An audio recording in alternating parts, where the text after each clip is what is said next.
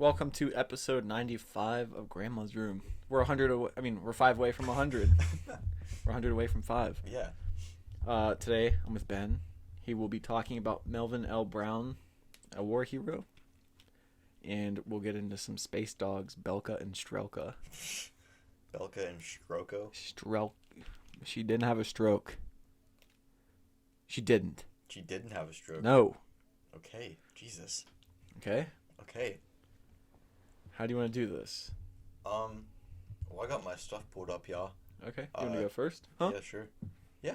There's not a fucking problem with you. Oh, we skipped a week. Yeah, we're sorry. Out of nothing but laziness. Yeah. We're getting kind of bad with that. We're back, though. After we get 100, things will be on the straight and narrow. Will they? Yeah, it will. You sure? I think so. Well, we just need to make sure. Yeah. I didn't like skipping a week. Okay, let's get into it. So, Melvin L. Brown. It made me feel really weak. Yeah. Damn it. Melvin L. Brown. This was a requested topic by one of our my neighbors. You know who you are. Thank you for the topic suggestion. So, Melvin L. Brown. Who was he? He was born in MoH, PA on February 22nd, 1931. So this is an old boy here. And he was one of 10 children in his family. So he's got a big-ass family. And he enlisted in the Army when he was 17. This was in 1948, after he dropped out of high school to be a mechanic.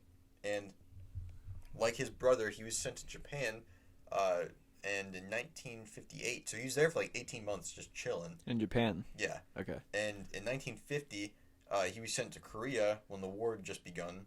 The war began in June, but he was sent there in July. So he's still at the pretty early part of the war. In 48, were we still just like occupying Japan? I think so, yeah. Okay. So people were afraid of what the war would turn into because World War II just ended 5 years earlier. And so no one they're like, oh shit, this is going to be next World War. But it didn't turn out to be like that. It kind of did. It led to like the Cold War, but it wasn't like every country. Yeah. World. Yeah, so like the war turned out to be pretty much America versus Russia, just fighting in Korea to stop the spread of the other's ideology.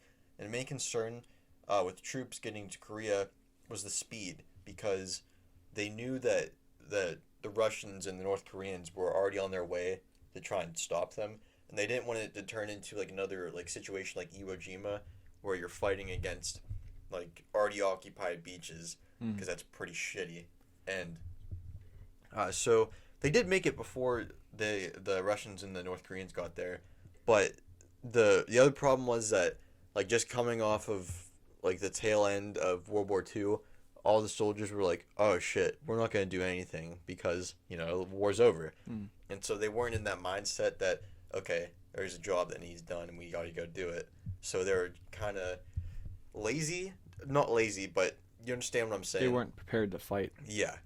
And the equipment, like, obviously you can't really upgrade your equipment a whole lot if you're just trying to produce as much as you can. Like in World War II, you got to just ship as much as you can out. Not really tweak it so much.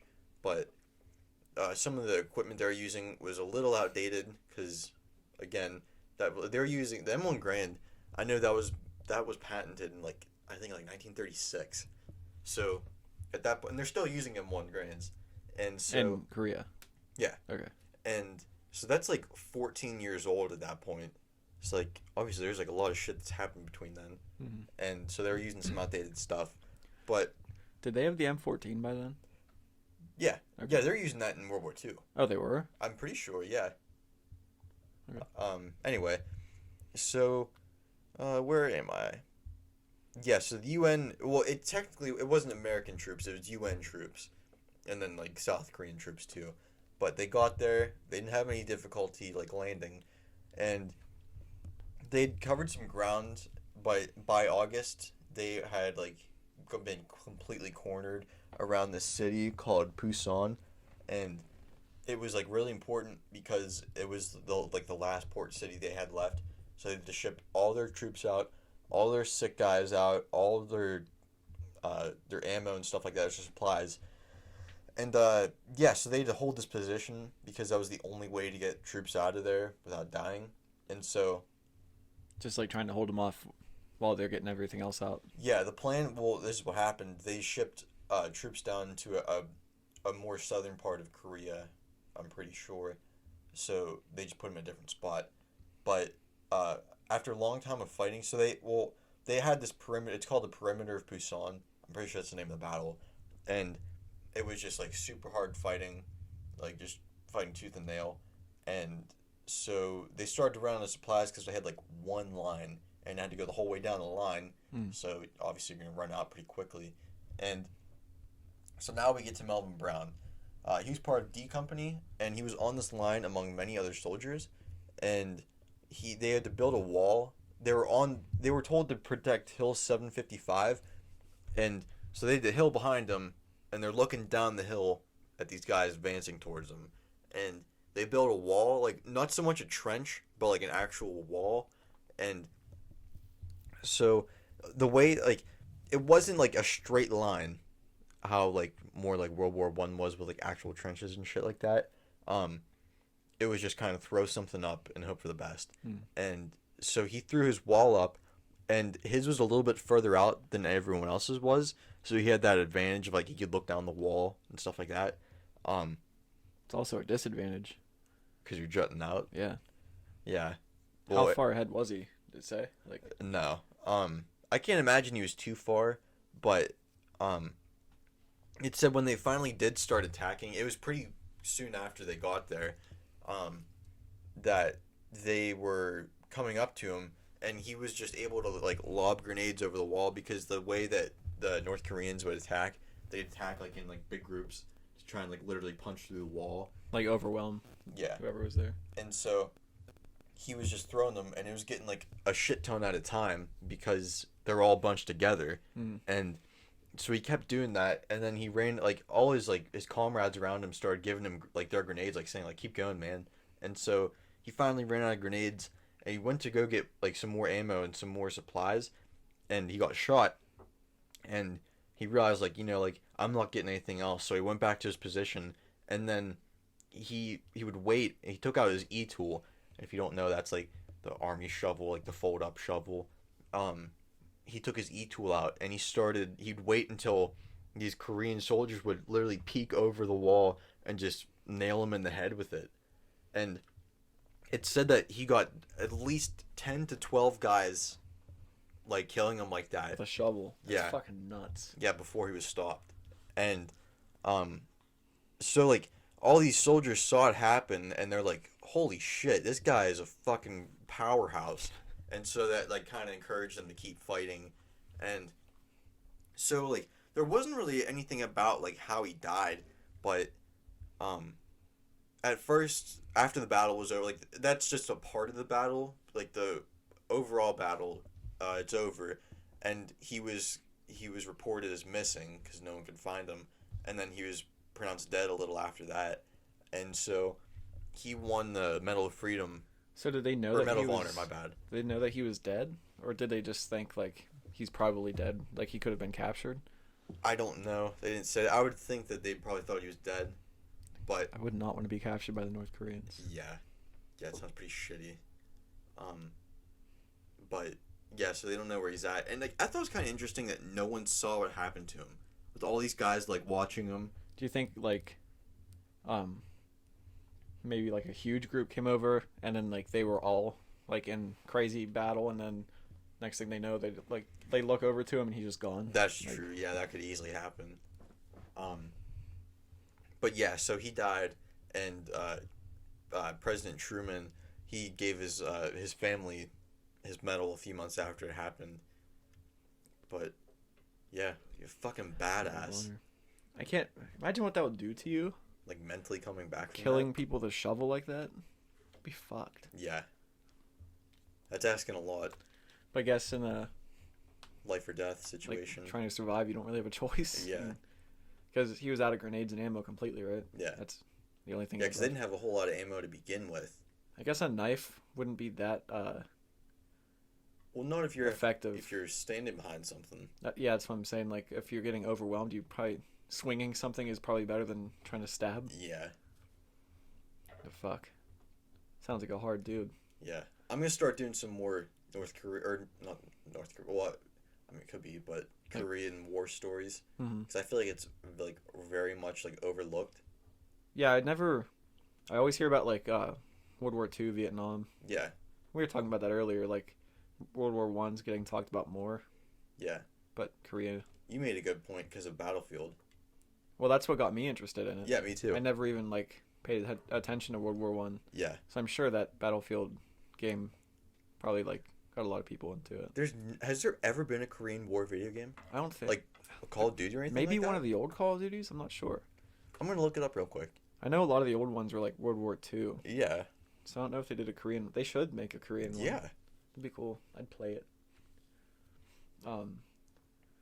Black Ops. That was Vietnam. Call of Duty Okay. Black Ops. Theater of War 3, Korea. Megali. John Tiller's Squad Battles the Korean War. These look like some pretty... But there was no like huge Korean War games. Oh. It's set in 2021, Call of Duty was set to make a Korean War game set in the 50s. I wonder why they didn't. Yeah, that'd be really cool.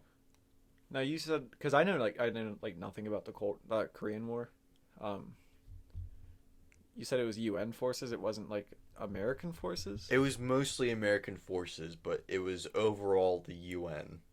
It was just that American troops made up the vast majority. Oh, okay. Because you gotta remember, this is still after World War II, and no one has anything. So were they fighting under the banner of UN or like under the? I think it was under the UN. Okay, so it was okay. So they were technically UN soldiers, but like they were from America. Is that how it was? I'm sorry, what was that? So I said so they were technically UN soldiers, but like, they were from America. Yeah, but there were some from other countries, but like there's not nearly enough to like recognize that. Mm-hmm. One thing I don't get about the UN, we talked about this a little bit on the episode where I forget his name. He had the Death Camaro, like the war machine. Yeah. I doubt they were like this in these battles, but like all their vehicles and tanks are painted like bright white. Oh yeah. I never got that. I mean, that might be like a peacekeeping thing. Yeah. But why tanks? Tanks aren't very peaceful. But like if you're like a refugee, like as not a refugee, maybe as but like deterrence during a humanitarian thing. Like, well, I was thinking like if like you roll into some like local village, that might look a little better than a black tank. You know what I mean? I mean, camo, like tan. I guess. Well, like they usually paint tanks depending on where you're at. Like yeah, like in Iraq and stuff, they were like brown, like tan. All their Humvees and everything were tan. But unless you're like in the Arctic, why paint it white? Because even if it's like peacekeeping, if something was to break out, like some sort of fighting, you need some sort of camouflage. Like you're just a huge white tank sticking out in the middle of nowhere. That's I don't get it. Because in the Camaro episode, there was pictures of it. The war Camaro. Yeah, it was black. But I'm saying it was sitting beside like a tank and shit, and it was bright white. I didn't get that. Maybe they did that too. Who's to say that someone did that to their own tank? You know what I mean? Yeah, but it serves no advantage. I don't get it. That's just all I'm saying. And like the UN soldiers, like I've seen pictures of them wearing like bright blue helmets and shit. Mm-hmm. Just doesn't seem to do anything. I don't know. It probably makes sense. I just don't get it. I did not know the Korean War was only 3 years long. I didn't either. 50 to 53. Yeah, I know fucking literally nothing about it. I know about Bloody George, but I know very little about it. I've listened to a podcast or two about it, but I forgot everything from it. I just know the name pretty much. I know like what the idea is, but I don't know like any details or shit like that. That was like a company of soldiers, right? Bloody George. Yeah, and they're like getting through this valley, or this like a gorge. Yeah, and I always confuse. Fucking massacred. I always want to call it Bloody Gorge, but I know it's Bloody George. Yeah. Yeah. Well, you want to hear about some space dogs, dude? Oh yeah, brother. This goes back to the space race. Okay. It involves two dogs named Belka and Strelka. Oh, are they Soviet dogs? Yes.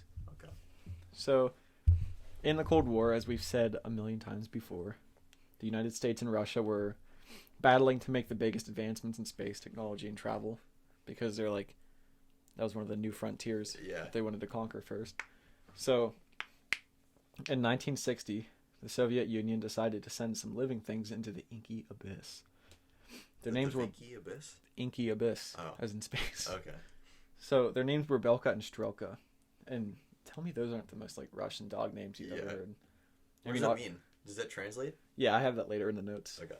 So these two dogs were the first living animals to go to space and return safely. The Soviets got their space dogs from the streets of Moscow. They were like stray dogs.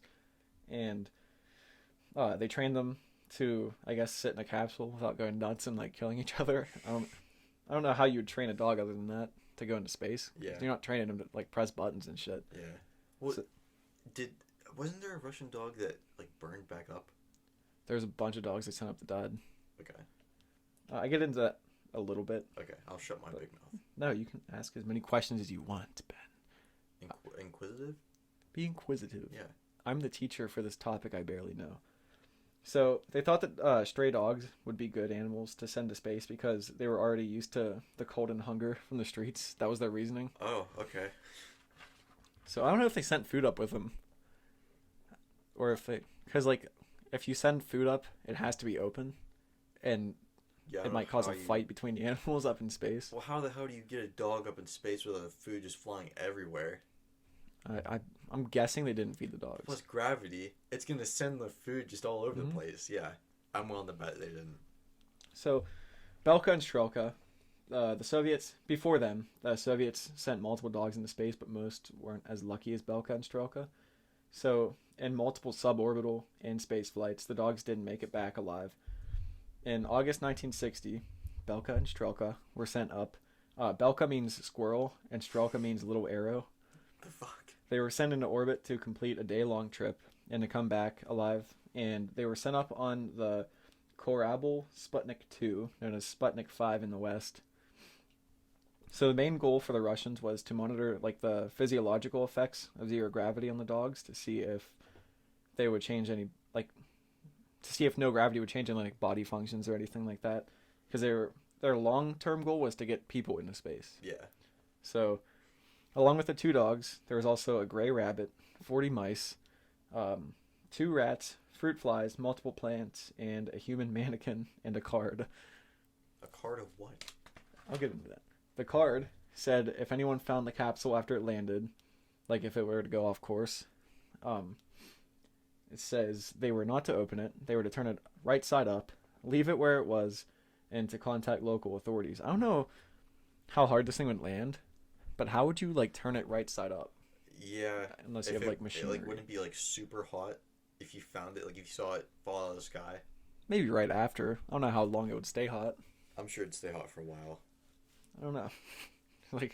But I don't get the human mannequin. Why a mannequin? Yeah. It's the only resemblance to human is the shape. Like plastic mannequins. Yeah, there's nothing real about it. It wouldn't, unless they were thinking that they would like break limbs off and shit. I don't know. So it also could have been a mannequin that was more human-like. I'm just thinking of a store mannequin. So the capsule orbited for nearly 25 hours, or it went around Earth 18 times, and the dogs were found near Orsk in the Soviet Union. They were the first living things to be in orbit, and to come back. It was nearly a year before they sent their first human, so this did like gave them the confidence to send a human up. So after the dogs landed, Strelka gave birth to a litter of puppies, and one of them was given to Jackie Kennedy as a gift, like I don't know if like a peace gift or like a. That's actually really cool. Yeah. So its name was Pushinka, which means fluffy. And before she was allowed in the White House, Secret Service had to like X-ray it and like check it like physically to see if there's any like bugs or doomsday devices inside of it. Because they didn't want it like walking around the White House listening to shit. A literal walking bomb. Yeah. That'd be fucked up if they use a puppy to do that. Yeah. So then Pushinka and Kennedy's other dog, Charlie, had dog sex, and Pushinka had 4 puppies. What? Why dog sex? It's not human sex. It just sounded funny. So, back to Belka and Strelka. They were pretty much heroes of the Soviet Union, and they ended up dying of old age. Like, they took good care of them afterwards. Mm. So they went from strays to space to royalty, pretty much. Rags and to riches. yeah, literally for dogs. Mm. And the Soviet, like the population of Russia loved them because they're like, these two dogs helped our country get to space. So after they died, they were taxidermied and are now on display at the Memorial Museum of Astronautics in Moscow. So you can literally see Belka and Strelka stuffed. That's a little weird, but okay. So they were preceded by tons of dogs in the decade before their flight, and the Soviets kept sending them for another 6 years after Belka and Strelka were in space. The last flight being on February 22nd, 1966, with the dogs, Ugolyak and Vedorok, who survived the 22-day flight in space. Holy fuck. So I hope they sent food up with them. Yeah. Oh, and that's all I have for Belka and Strelka. Okay. But I also forgot to tell you I had another article that I found. I also forgot to tell who I did my research from. Preston Stewart, War Stories. Okay. On YouTube. Nice. Seemed pretty interesting. It's like a source that you'd go back to. Yeah, probably. I set my water. A sip of the old water. Mm-hmm. Yeah, I thought that story was cool though. Mm-hmm. The first dog to survive space flight. And I kind of worry about those dogs that were up there for 22 days. Yeah. Because they would have to build some sort of feeding contraption for them. I don't know how you do that though. But could a dog live 22 days without food and water? I'm sure a stray dog could. I don't know. It's probably not something that they're not used to. They already like scrounge and shit though. They have to eat something. How long can humans survive without food and water? Like 2 weeks or something? I thought it was a week. Then I don't see how a dog could live much longer. Yeah, but dogs also die by chocolate. Yeah, but we just get fat off of it. I don't know. I feel like they would have to send some type of feeding apparatus up with them. I don't know. Maybe they just like fed them way too much food at the beginning. Yeah, they're like bloated when they came back up, and they were skin and bone when they came back. You guys best survive off this. So I found another article. It has to do with space. It was by Popular Mechanics, and this is actually pretty cool. The article is called "4 Malicious Alien Civilizations Could Live in Our Galaxy," scientist says. Wait, what was the title? 4 malicious alien civilizations could live in our galaxy, scientists said. I thought they said fergalicious alien civilizations. They could be fergalicious. Yeah. You don't know. If they can get a hold of our radio waves, like if they could hear them, they probably heard fergalicious at some point. So, in a new paper, which it's not yet peer-reviewed, but he wrote it, Alberto Caballero, a PhD student in Spain and in Spain's University of Vigo, wrote about SETI, which is the search for extraterrestrial intelligence. Their job is monitoring radio waves in space to try and pick up any radio waves that could come from an alien civilization. So, in his paper, Caballero said, active SETI, sometimes referred to as METI, which means messaging to extraterrestrial intelligence, which is like sending our radio waves out to see if anybody finds them, is a form of SETI that has been barely practiced since the first interstellar radio message, the Arecibo message, was sent in 1974 to the globular star cluster M13. So he did send messages out to another, like... I think is it like a little pod that they sent? Because I know in like the 70s they sent this thing, it was like a track with like all this music. And I know Chuck Berry, there's like all this like classical shit, and then they just threw Chuck Berry in there too.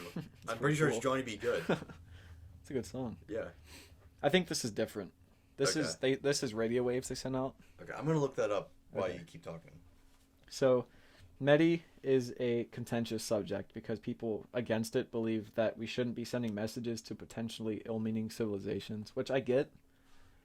Like, if there is civilizations that are capable of space flight, which I don't know, I feel like we would have seen something by now. Yeah. Something like definite.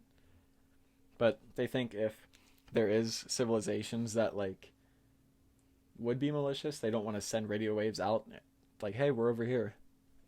And I kind of get that. So Caballero tried to calculate the likelihood of an alien civilization invading us by looking inward. So he uses our history to calculate the likelihood of us invading other civilizations if we were to find them. He also said that there's a negative correlation between acts of war and energy consumption, saying the more developed humanity is, the less likely invasions are. Because, I mean, the more advanced we get, there is still war happening, like a good bit, but it is way less than it used to be. It used to be a constant fighting. So he's saying, like, the more advanced we get, the less likely we are to invade, like, other places. Because, I mean, I never mind. I was going to say we haven't invaded anybody in a while, but we just got out of a 20-year war. Yeah.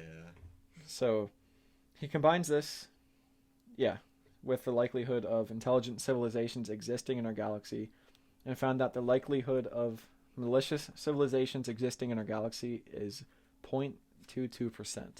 So less than 1% chance of them being in our galaxy.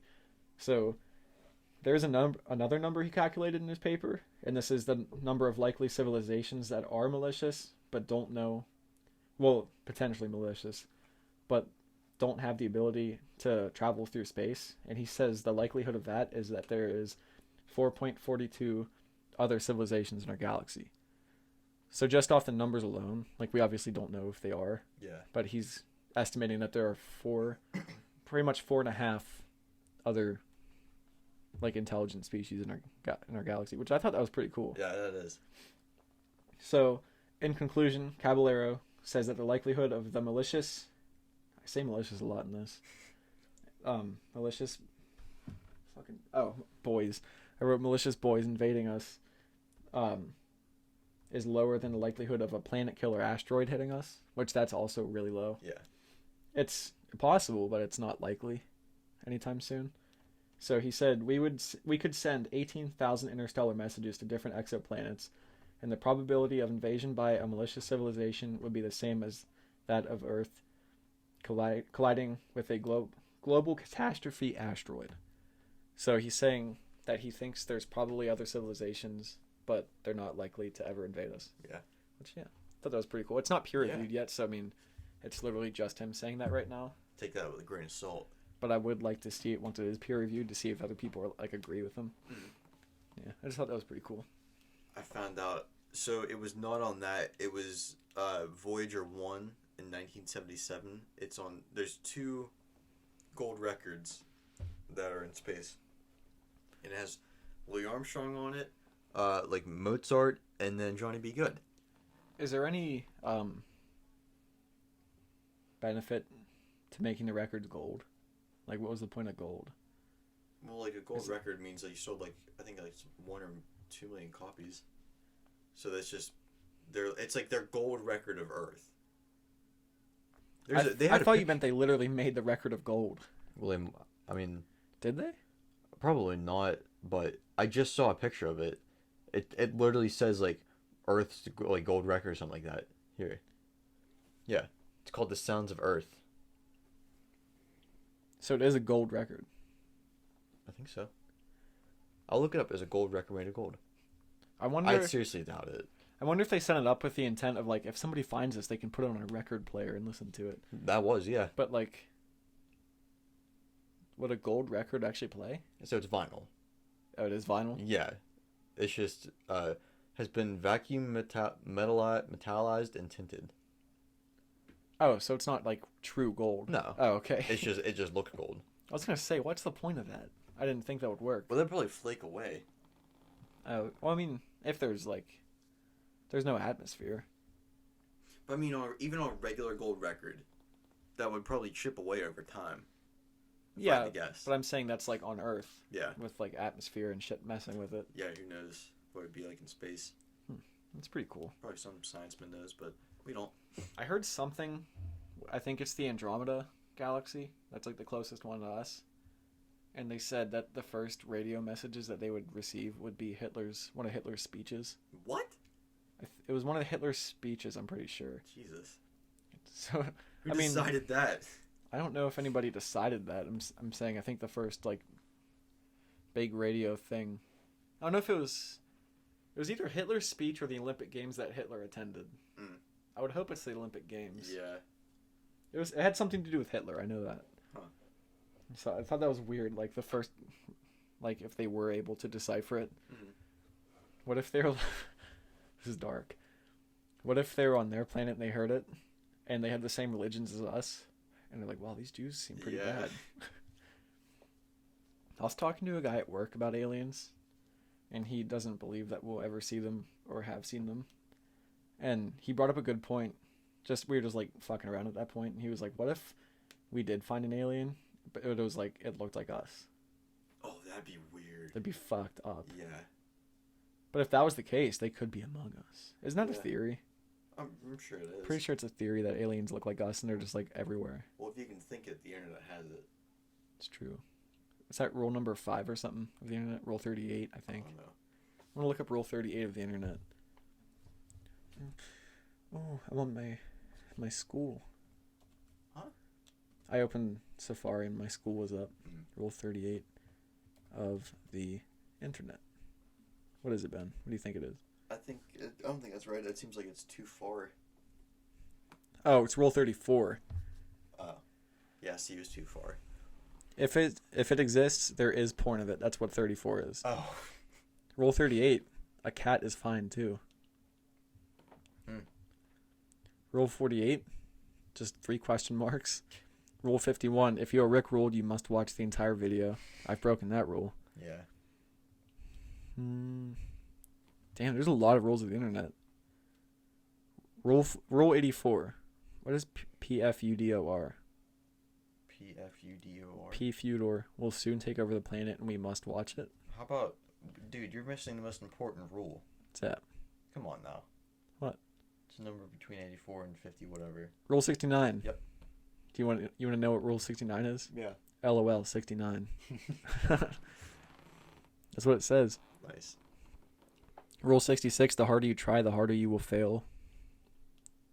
That's Rule- kind of abysmal. Yeah, it is. Rule 67, if you fail in epic proportions, it may just become a winning failure. That's more positive. Yeah.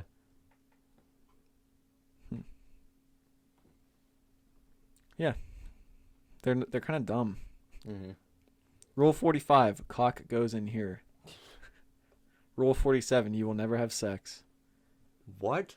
Rule 46, they will not bring back snacks. Rule 41, everything is someone's sexual fetish. Phones. I believe that. Yeah, phones. Phones? I bet. The fucking Samsung girl. Oh, that AI thing? Yeah. People were going nuts over that. I forgot about that. Mm-hmm. That was like last year, right? No, that wasn't that long ago, was it? I don't know. Maybe like fall. Yeah. Samsung rolled out this like AI virtual assistant, and people were like, "Oh my god, it's so hot!" And everything. Well, it was like it wasn't like Siri, how it's just like a voice, a thing. It was Like like they made like a picture like of a it. character. Yeah. Samantha Samsung. What a creative name, Yeah. Sam. Yeah, this bitch is like fucking gray. She looks like an alien. She needs to get out in the sun. Yeah, I remember people being like simping over it, and it was a virtual assistant. I'm like, dude, that's a cartoon. Yeah. But I guess people do that with anime too. Yeah, the downfalls. We were just watching. They make meme compilations on YouTube. We were just watching them, and whoever makes these compilations, they just keep putting like 3 minutes of anime in the middle of it. It makes me want to blow my head off. Yeah, we do not like anime. It's not that we have anything against it. It's just we don't get it. I have stuff against it Why? because it's stupid. Okay. But I don't get it. Like I don't see why you'd want to watch something that's been translated. I don't think there's ever been a frame other than accidents like that. There's never been a frame of anime played in this house. Never mind. Not by me. Not by you. I'm not gonna ask. Not by either of us. I'm not gonna ask. Rule 42. It is delicious cake. You must eat it.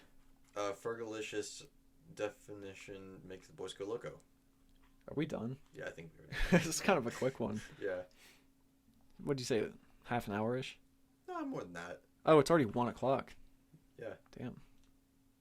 Wasn't a bad one. It was seemed quicker than most. Yeah. So you want to call it? Yeah.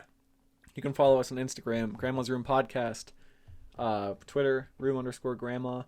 It's just where we post updates and stuff of the podcast. Once in a while, I'll post a meme or a weird thought. Do you have any weird thoughts right now? No. Okay. Probably Fergalicious if I had to say anything, but Yeah, you got that song stuck in my head this morning. I didn't know. appreciate I it. know. Go Wait. What? Wait, what were you gonna say? Spotify. Do you want to finish plugging the Oh, sorry, I thought you were done. socials? You can listen to us, Stitcher, Spotify, iTunes, Google Play. Google Podcast. Google Podcast, Amazon Music, all the big boys find us there. We have a Buzzsprout website, but there's Never really used no it. benefit to it. All our podcasts are on it, but Has like, that been all our podcasts are on it? it immediately updates it whenever we post them. Shit, I didn't know that. So if you want to I don't even know what it is. Probably Buzzsprout Grandma's Room Podcast. I don't know. Look it up. It's probably the least visited Yeah. by me, at least. I never go on. The only time I ever go on that website is to post our shit. Because we post it onto that website, and then it just puts it out on all the platforms for us, which is pretty nice. But yeah. We're on Audible. Oh, we are? Yeah. That's news to me. Yeah. Did you Travis Walton abduction in the Battle of Schelt. Yeah.